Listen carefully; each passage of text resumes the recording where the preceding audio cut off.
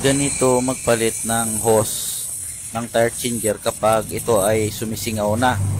Ito po, panoorin nyo po ang gagawin natin. Tatanggalin natin ang lumang hose niya para mapalitan natin ng bago. Dito muna tayo magtanggal sa outside kasi para mapihit natin ng maayos. Ganyan po.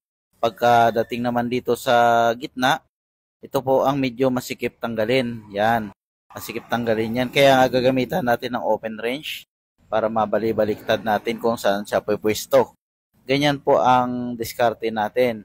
Pag natanggal na natin yan, papalitan natin siya ng bago, susukatin natin yan. Pero bago yan, ang gagawin natin, ang fittings na to ay kailangan pa natin ito. Kasi wala tayong fittings na para dyan. Ngayon, ang gagawin natin dyan, susundutin natin ang lock niya sa loob. Ganyan lang po ang diskarte niyan.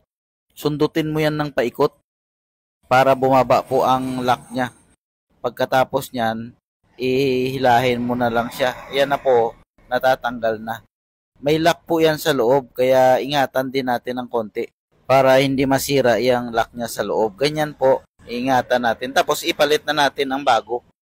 Ganyan po, yan. Isaksak lang natin yan. Ganyan lang po siya ang gagawin yan. Lock na kaagad yan. Kahit hilahin mo yan ay hindi matatanggal yan pagka hindi mo sinundot ulit ang lock. Ngayon, susukatin natin ang hose. Ganyan. Ilagay natin ng kabilang fittings para makapwesto na siya. Yan, sukatin. Tapos, distansya natin ng konti. Lagyan natin ng allowance para pagka may sumingaw, pwede tayo magputol. Lalo na yan dyan sa outside na fittings niya. Yan. Ganyan lang po ang diskarte. Ngayon, ang pagkabit niyan ay una doon sa loob. Hindi pwede dito una sa labas para mapihit mo siya ng maayos.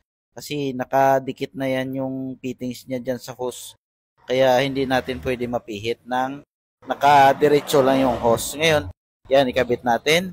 I-thread na natin siya. Pag nakabungad na po ang thread, pwede na rin natin pihitin ang hose lang. Yan o. Yan, hose na lang ang pinipihit.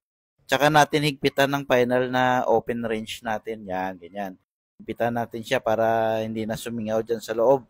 Ganyan lang po kadali magpalit ng hose ng tire changer kapag ito ay sumisingaw na. Ganyan po. Dito naman po sa labas. Yan. Isaksak mo lang po yung hose niya dyan sa may fittings. Yan. Tapos i-thread mo na siya. Tapos higpitan natin yan ng maayos din para hindi sumingaw. Kaso lang napansin ko dito ay katama sa may bolt ang hose. Kaya minsan nabubutas dyan. Kaya nga pag nahigpitan na natin yan ay lagyan natin